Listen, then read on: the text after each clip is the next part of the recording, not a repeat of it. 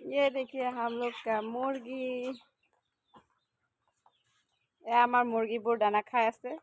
মানে দানা দি দিছে আমি এতে কমেডি ভিডিও বনাম আর আমার মুরগি কেটা কি খাই আছে ধান এয়া চাক আমার মুরগি লোকেল মুরগি বৰষুণৰ বতৰত ধান খাবলৈ দিছে তো ধান খাই আছে তো এইফালে আমাৰ দাদা আৰু ভাইটি মোবাইল লৈ ৰেডি হৈ গৈছে তো মানে ভিডিঅ' বনাবলৈ কাৰণে এইফালে এজন আমাৰ জানেই আৰু কচু